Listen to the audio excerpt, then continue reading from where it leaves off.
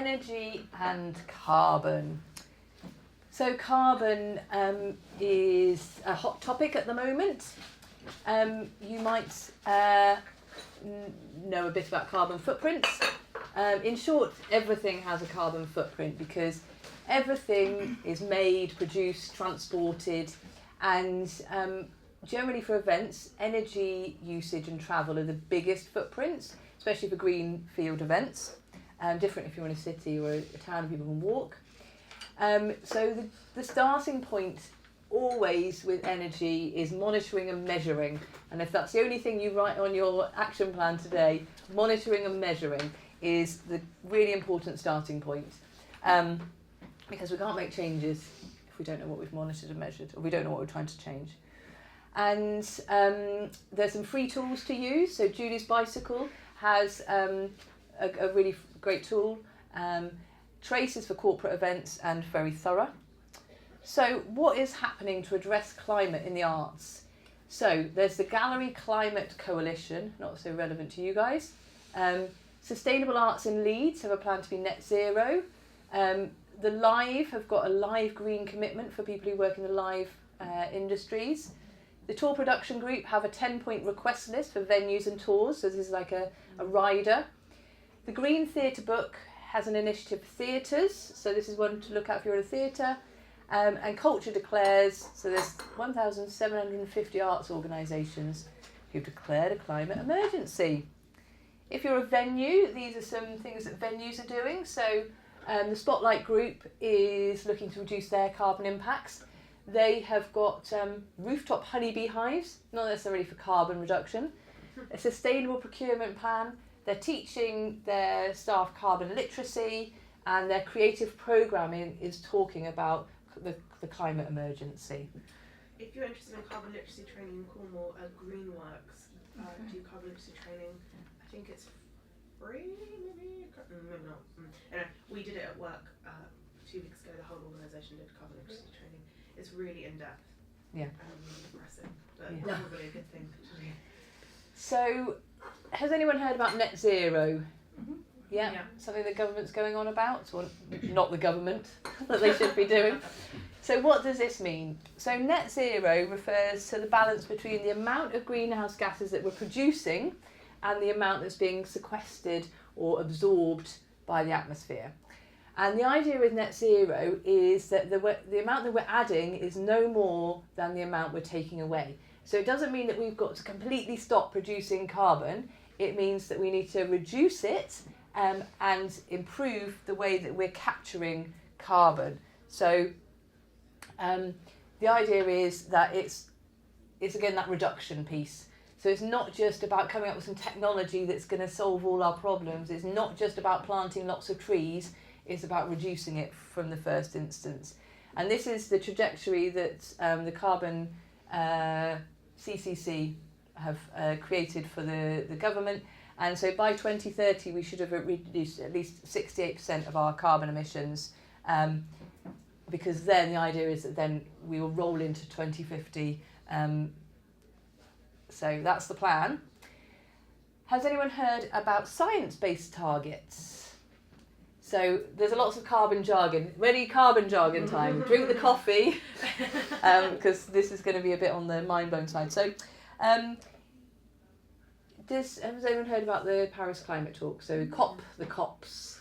So in 2015, the climate agreement, it was agreed that we need to keep global heating at a 1.5 degree rise. So we're rising, temperatures are increasing, we can't go above 1.5 degrees. And what this means is that organisations need to now work to keeping themselves within a 1.5 degree rise. So that is what's called a science-based target. So the idea is we're working to the science of COP. And for large organisations, they have to work out what does that look like? How do they keep within those limits?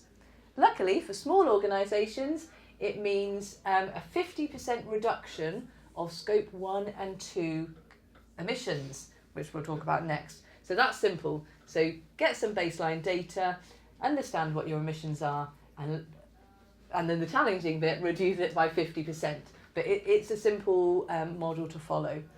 You can sign up to science-based targets, it costs lots of money, or you can say we're aligning ourselves with science-based targets with an aim to stay within a 1.5 degree rise. And these are the scopes 1, 2 and 3. And these have been created by I can't remember who they're created by now, but these guys, the Greenhouse Gas Protocol. Don't get caught up with scopes 1, 2 and 3. For your organisations, understand what your big impact is and look at that. For bigger organisations, quite often it's scope 1 because they are a factory and they're burning a lot of energy, or they've got their own vehicles. So that's the scope 1 ones. Those are the direct ones. Then the scope 2 is all the energy production that is being created. So that's cooling, heating, burning. So anyone who uses energy has scope 2 emissions. Scope 3 is all the stuff that's happening from the things that we buy. So it's the transport of the goods that we buy. It's the things that we buy. It's our staff travelling. It is our waste management. So it's all the things that we have less control over and that we can influence. So if we think about control, scope 2, scope 1 is where we've got most control. Scope 3 is where there's less control. But if you're an event, guess where most of your emissions are? Scope 3, and maybe a bit of scope 2 in terms of your energy. But how your people get there, how your staff get there, it's all in that. So this is where it's like, let's focus on where you've got some control, where you can make change, which might not be your might not be the audience, but it might be your staff. So we'll start with energy. What are people doing in the event sector? They're monitoring their fuel usage. They're looking at their energy suppliers. They're getting reports about their energy usage. They're switching to LED stage lighting. They're using solar energy on site where possible. They're using biofuel in their generators. They're getting a mains grid connection. This is a big one. If anything you can do, that should be at the top, where possible. They're using batteries as part of their on-site system, and they're charging traders for their energy usage, so they use less. And I'll talk about different kind of energy production in a moment. So there is an energy hierarchy, just like the waste hierarchy. Prevention, efficiency, sourcing, so what kind of equipment can you use? Hybrids, so can you use hybrid generator systems, which I'll talk about in a minute?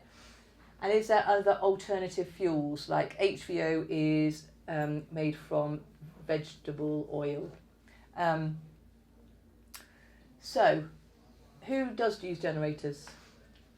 Okay, so generally generators are over-specified for an event, which means that people go, oh, like the catering, we don't want the generator to go out, so we're going to get the biggest one possible. And so someone will request one, so you guys will say, well, I think I need this size one. The providers will go, oh, we'll just give them a bit bigger just in case. But if a generator is not running efficiently, so when it's kind of just turning over, it's not being used efficiently, it uses a lot more energy. So a generator should be running at 60 to 80% to be fuel efficient. You know, like with a car, when it should be running at 55 miles an hour. If you use mains grid energy instead, the difference in terms of the carbon footprint is a generator is using 6.67 kilos of CO2 versus 0.27 for grid.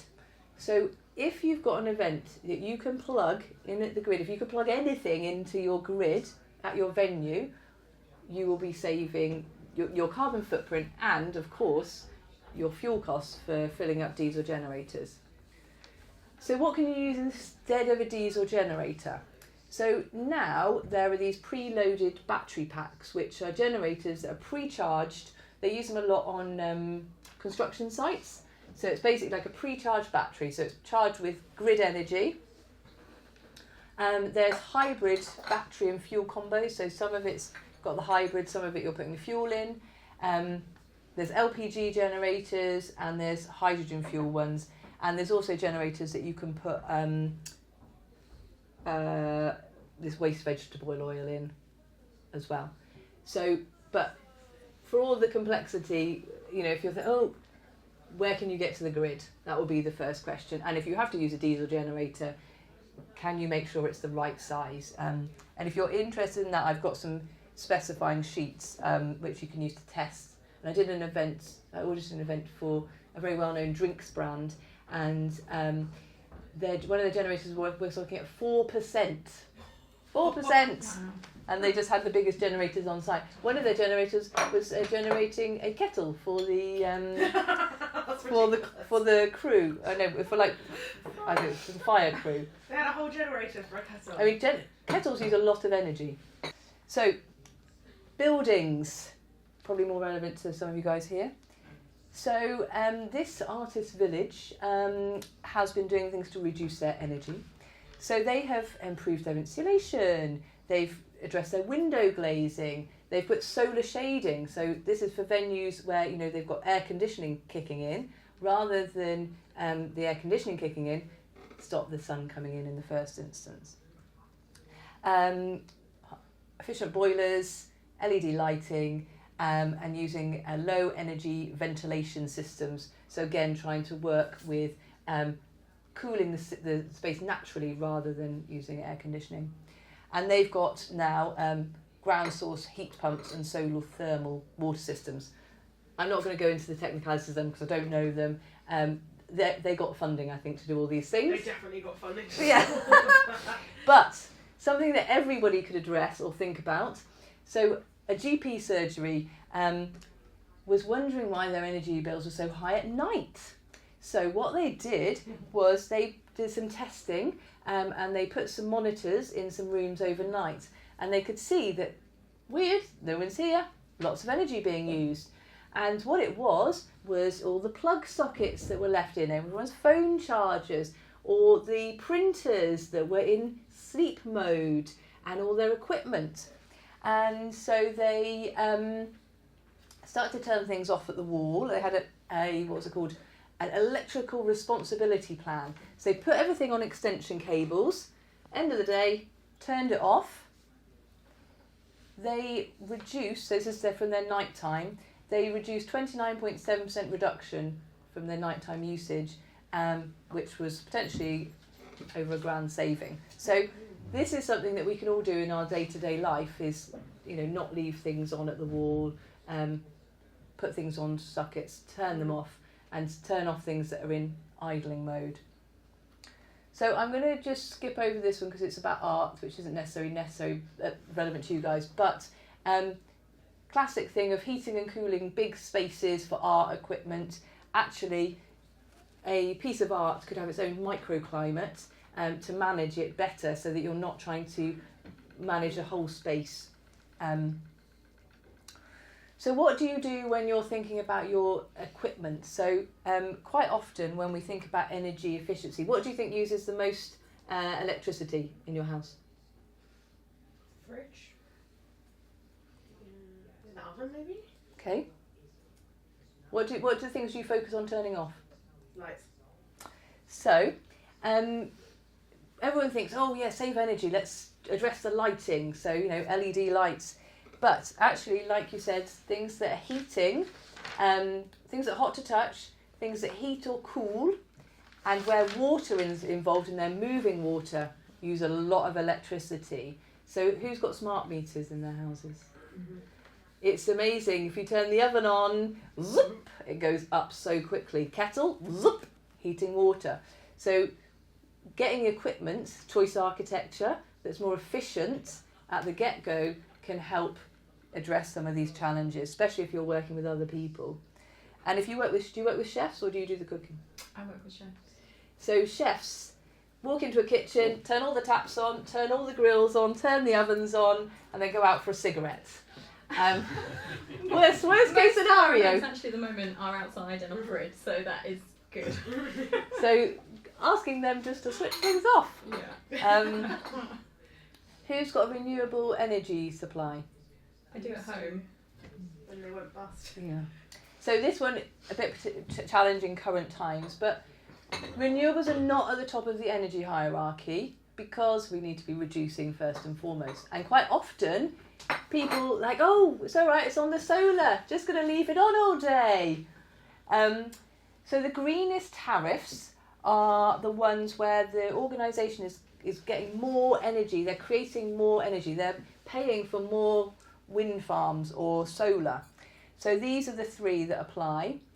The other ones generally are buying and selling renewable energy certificates. So they are paying, they're saying, oh, these people are doing it, we're buying them, but quite often they still have got their own fossil fuel part of their business. So this is the ideal situation, or of course, getting your own solar panel.